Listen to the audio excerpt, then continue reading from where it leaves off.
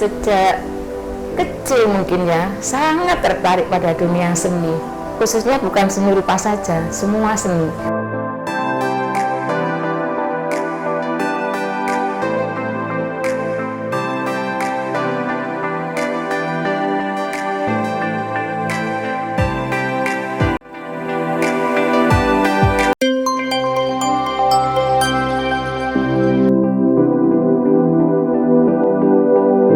Sejak kecil mungkin ya, sangat tertarik pada dunia seni.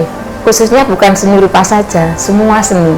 Mulai tari, rupa, teater, craft, dan sebagainya. Semua bidang seni sangat saya sukai sejak kecil.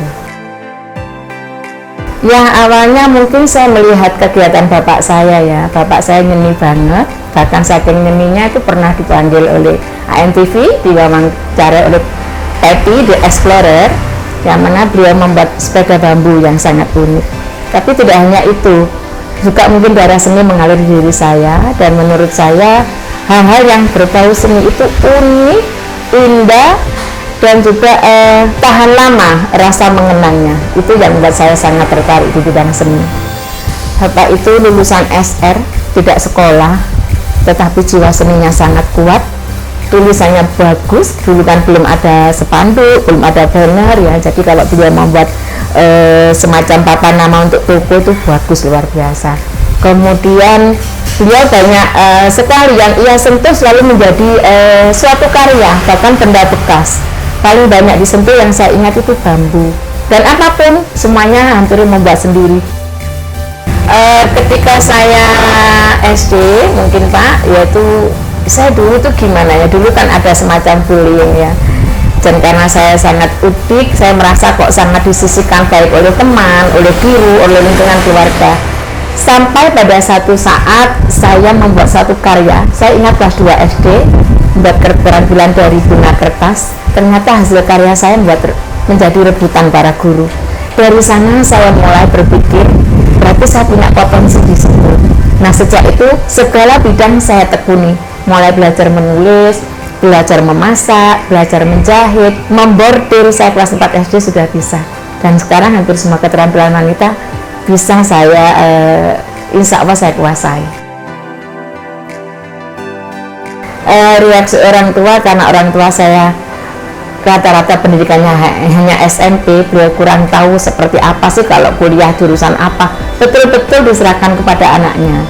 Saya sendiri yang membuat janji untuk diri sendiri ketika saya nanti lulusan SPG dan saya tidak diterima di jurusan seni, saya tidak akan kuliah. Mungkin saya akan berwirausaha dengan bidang seni saya. Karena sejak SD saya sudah belajar membordir, dapat ongkos, saya pakai biaya. Kemudian saya menggambar karya teman-teman, saya juga diongkosi mereka. Jadi itu dulu kiprah saya. Sampai suatu saat saya SPG, saya terpilih menjadi perwakilan dari SPG untuk tukar siswa ke SPG Negeri Nganjuk waktu itu dalam hal seni tari. Jadi intinya hampir semua seni saya sukai. Ya, saya browsing sendiri. Saya dulu itu betul-betul mandiri ya, karena orang tua sibuk dengan usaha dagangnya. Saya juga cari-cari, dulu belum ada internet, belum ada informasi seluas ini. Saya tanya, memang saya mencari di mana saya bisa sekolah seni, itu aja. Dan dapat di IKIP Surabaya dan diterima. Tahu ketika saya kecil, sering saya merasa bisa mengerjakan tugas-tugas, tapi kok nilai saya selalu kurang maksimal. Saya merasa diperlakukan kurang adil ya dalam kelas itu, sehingga saya bercita-cita saya besok ingin menjadi guru, dan saya tidak ingin pilih kasih. Saya ingin betul-betul menilai siswa saya dengan sesuai dengan kualitas dia. Nah, sejak itu saya ingin jadi guru dari kecil, tapi juga saya menjadi wira swasta, itu juga cita-cita saya. Alhamdulillah keduanya tercapai sekarang. Saya memacu diri sendiri, saya ingin menjadi sesuatu, saya harus punya banyak yang saya bisa. Suatu saat insya Allah bermanfaat untuk sesama, untuk siapapun orang-orang yang dekat saya. Itu aja, saya pacu betul. Aktivitas saya kebetulan sangat difungsikan dalam hal mengajar. Saya menjadi pengurus guru seni di kabupaten ya Pak, insya Allah sudah 10 tahun. Kemudian sekolah pun saya juga menjadi pendamping kesiswaan saat ini, di kampung menjadi ketua PKK. Otomatis kesibukan saya luar biasa, tetapi saya masih mencuri waktu untuk bisa menyempatkan diri berkesenian. Saya membuat channel YouTube, saya membuat karya, entah bagaimana saya menyisipkan waktu. Pokoknya kalau saya udah ingin berkarya pasti bisa. Itu yang saya lakukan selama ini. Sekali lagi saya craft, lukis, dan apapun bidang. Jadi kalau waktu senggang pengen jahit, saya jahit baju sendiri Pak, sejak SMP ya saya buat sendiri. Kemudian kalau saya ada waktu senggang nyulam pita, kemudian yang sering juga lukis, kriya apapun, mungkin menempel. Makanya dimanapun ketika saya rekreasi atau berkunjung ke suatu daerah, saya tidak membeli baju atau oleh-oleh umum pada umumnya, tapi pasti saya membeli bahan-bahan craft. Gitu. Ya karena saya dulu sempat mengaji, dan kemudian ada sedikit imbauan bahwa usahakan kalau menggambar jangan mengambil yang ada nyawanya, mengambil objek yang ada nyawanya. Akhirnya saya lari ke cenderung dekoratif dan juga cenderung naturalis. Contohnya paling banyak tidak jauh dari dunia kewanitaan, bunga dan hal-hal yang unik seperti cangkir, perabot rumah tangga dan lain-lain. Kaligrafi ya, tetapi saya agak takut juga kalau kaligrafi ya, karena ada kaidah-kaidah, jadi takut ada hal yang saya langgar karena itu sensitif. Saya lakukan tetapi tidak sering.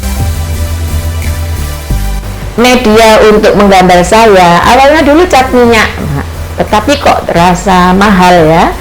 Akhirnya saya pakai cat akrilik, itu pun mahal ya, karena dalam aplikasi pembelajaran memang dituntut ada KD membuat karya dari bahan tekstil. Nah awalnya dari sana, kemudian saya membeli catnya di toko mahal sekali, kemudian botolnya juga sekali pakai ditutup lagi tidak bisa, banyak kelemahannya. Akhirnya saya berpikir bagaimana cara mendapatkan cat yang murah tetapi bisa untuk dipakai berkarya. Iya, saya sering ya Pak ya, tapi saya sampai lupa, dulu pernah di Banyuwangi, kemudian baru-baru ini di Sidoarjo, kemudian juga baru saja pameran virtual ya dengan guru-guru seni sekabupaten Sidoarjo. Jadi sering-sering saya diajak pameran, tapi tidak kerap kali, sering ketika saya senggang itu. Pastinya setiap orang yang berkesenian ingin ya Pak ya, pasti mudah-mudahan itu bisa terwujud suatu saat. Tetapi entah, saya sisipkan dulu karena saya harus mengutamakan tugas mengajar saya. Yang ingin saya sampaikan ke penikmat, saya ingin mengajak penikmat seni bahwa betapa indah dan beragamnya ciptaan Allah itu. Jadi di sana kita bisa menelusuri, kita juga bisa hikmahnya menjaga alam. Kemudian seandainya dunia itu berisi warna-warni, pasti kita tidak akan tega untuk merusak alam itu. Anak-anak sekarang dengan adanya aplikasi HP, Android dan lain-lain sebenarnya agak sulit ya Pak ya menarik minat mereka, karena jujur zaman sekarang ini anak-anak lebih tertarik ke game dan sebagainya. Tetapi sekali lagi tergantung dari cara guru untuk memotivasi mereka dengan memberikan contoh-contoh karya nyata, dengan memberikan bahwa dari karyamu bisa menghasilkan uang dan sebagainya, dan juga mengulik dari sisi seni mereka. Ternyata anak-anak bisa kita tarik untuk minat di bidang seni. Ya otomatis Pak, otomatis karena kita perkembangan zaman tidak bisa kita tekan, dan perubahan itu sifatnya abadi, kita mengikuti dan kita harus up to date. Jadi anak-anak dulu yang biasanya kita menggambar dengan manual, dengan krayon, dengan cat air, dengan kertas. Nah sekarang kita sudah mulai pakai aplikasi di gadget, misalnya ada model Canva, ada model CorelDRAW, PicMaker dan sebagainya. Jadi kita sama-sama belajar.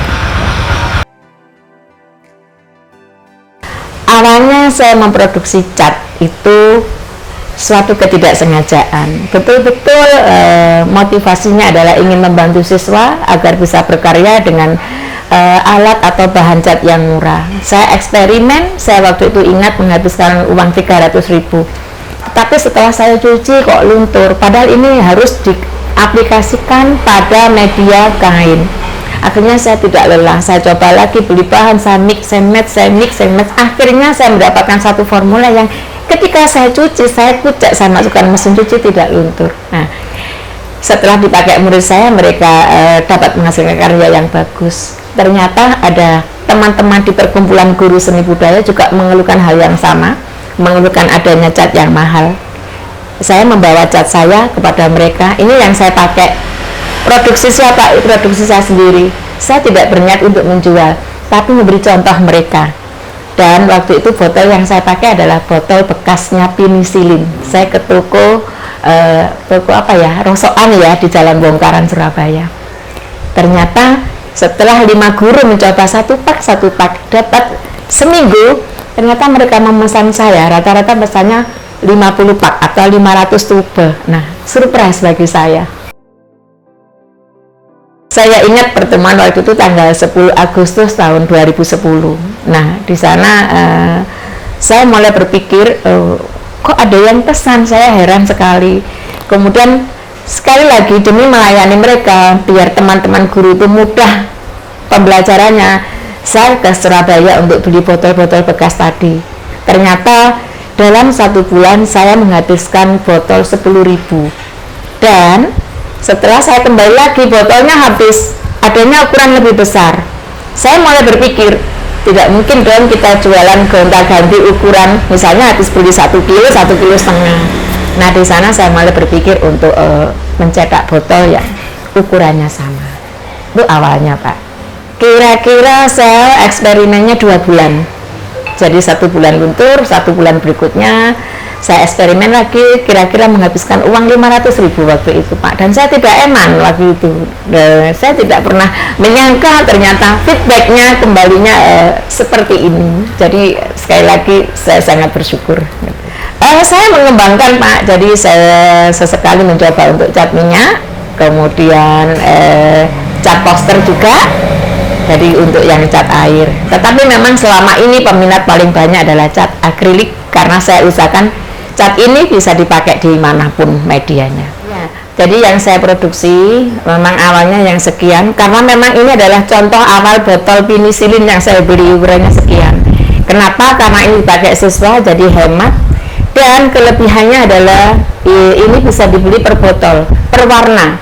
Karena saya sering dulu waktu menggunakan cat air, cat minyak, cat apapun, ketika warna putih yang sering habis, saya tidak bisa membeli 1 botol, jadi saya harus membeli 1 pak. Nah, akhirnya saya dari sana bagaimana anak hemat. Dan untuk para guru atau siapapun atau pemilik toko yang membeli, saya bisa retur, boleh.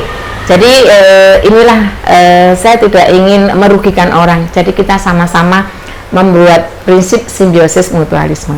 Ukurannya yang ini 10 mili, sekarang berkembang ya Pak. Kemudian ini 75 mili. Nah, kalau mungkin seukuran botol Remason. Kemudian ada lagi yaitu ini 250 mili. Kadang-kadang juga ada permintaan yang 1 kilo. Nah, ini yang kemudian untuk kemasannya, kemasan terdosnya ini saya isi yang ini primer. Nah, ini primer isi 5. Nah, ini biasanya untuk anak-anak yang dengan budget terbatas. Kemudian ini yang isi 10. Tetapi kadang-kadang sering ada orang yang meminta warna di luar yang warna saya buat. Misalnya, tolong saya pesan dibuatkan warna oker atau warna kulit atau abu-abu atau warna toska, itu juga saya layani.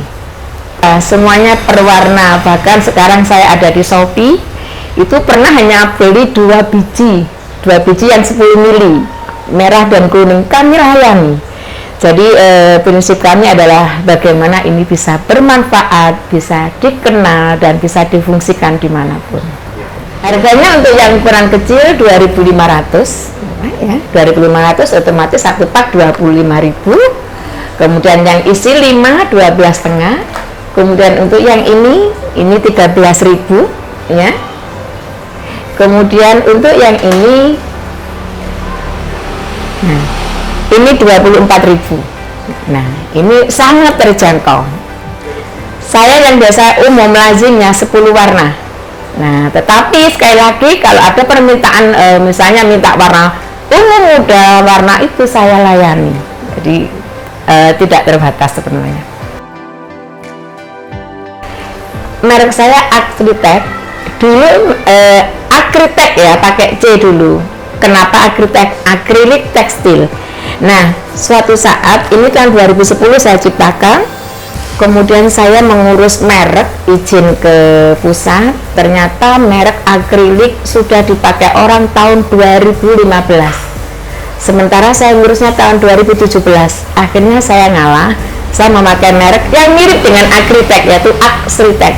Nah, sampai sekarang saya belum tahu artinya, saya masih memadu-madankan. Saya hanya ingin jangan sampai konsumen saya lupa, sehingga saya buat merek yang mirip dengan Akritek, merek awal saya. Untuk memproduksi ini, alhamdulillah Pak, saya mengkaryakan beberapa ibu PKK yang gabung di dalam kelompok saya. Itu ternyata berkembang, tidak hanya mengisi cat, tetapi juga membuat media lain. Karena ternyata konsumen selain cat apa dong, saya ngecatnya di mana? Nah, akhirnya saya berkembang membuat tote bag dari baju, tempat tisu, kemudian gantungan kunci dan lain-lain. Nah, untuk mengisi cat saya dibantu 3 orang. Kemudian untuk menjahit media-media itu ada 5 orang.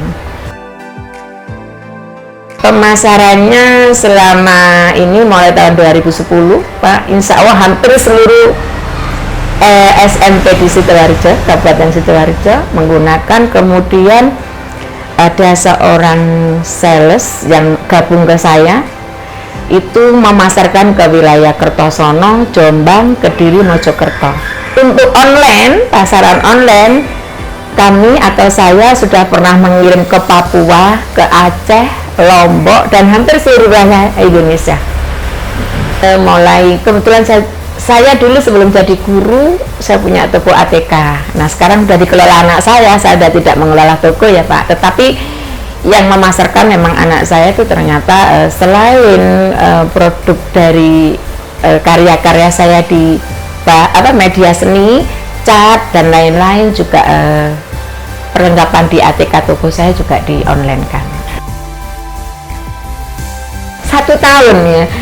Kalau ketika lancar sebelum pandemi Pak, insya Allah 1 bulan saya habis 30.000 tubuh ya, 300 pak ya, 300 pak itu rata-rata 1 bulan. Jadi sekarang pandemi otomatis kita stay, tapi kita tetap jalan walaupun tidak secepat dulu gitu. Obsesi saya, tentunya saya sebagai orang Indonesia yang cinta akan tanah airnya, saya ingin regenerasi kepada generasi milenial, juga melanjutkan kiprah kami yang hanya sedikit ini untuk lebih dikembangkan, utamanya di digital ya, bisa membuat animator atau hal-hal yang membuat nama harum Indonesia. Itu obsesi saya. Anak saya awalnya yang pertama yang itu ikut bakat ayahnya sebagai guru matematika, kemudian diterima di UNER jurusan budidaya perairan, itu juga karena minat matematika. Kalau adiknya dari kecil memang sudah sangat minat ya untuk seni, dari kecil juga sering menjuarai lomba-lomba, lomba kaos di Surabaya, lomba desain tekstil. Nah, kalau masnya ternyata lama-lama mengikuti jejak saya, sehingga ketika di UNER semester 2 dia out, dia ingin masuk ke desain visual DKV. Nah, akhirnya saya tidak ingin mengekang kebebasan anak, saya izinkan dan sekarang alhamdulillah sudah lulus. Boleh disebutkan prestasi itu apa? Kalau di tingkat desa ya Pak, selaku ketua PKK yang baru itu, saya begitu menjabat selama baru 1 tahun, saya ditunjuk untuk mewakili Kecamatan Krian, yaitu mewakili 22 desa untuk lomba di kabupaten. Ternyata di sana alhamdulillah saya keluar sebagai juara 1 Citra Wanita Kartini tahun 2017. Kemudian ketika di kecamatan ada lomba MC juga saya pernah raih juara 3, lomba nasi kuning dan lain-lain. Kemudian untuk di tingkat guru saya pernah ikut lomba menggambar poster guru wanita dalam rangka ulang tahun PGRI Kabupaten Sidoarjo tahun 2019. Saya meraih juara 1. Sementara untuk membimbing anak-anak ada sekitar 30-an piala yang pernah diraih oleh anak-anak didik saya. Untuk anak-anak saya, untuk juga para ibu rumah tangga, jangan pernah berkecil hati. Kalau kita ingin membantu suami, membantu keluarga, kita ingin berkreasi, pasti ada jalan. Caranya jangan sia-siakan waktu. Kalau saya waktu longgar saya lihat di YouTube bagaimana bisa menghasilkan karya, itu menjadi ide, dan itulah yang merupakan suatu hal yang saya cita-citakan sejak dulu, yaitu hobi saya menjadi profesi saya, dan itu luar biasa. Untuk siswa, anak-anakku sekalian, jangan terlena dengan adanya gadget atau HP. Ingat, di sekitar lingkungan kita di Indonesia banyak objek-objek menarik yang bisa kamu jadikan untuk sebuah karya seni dan akhirnya bisa menghasilkan sesuatu yang menghasilkan materi. Gali sejak sekarang dan jangan pernah patah semangat.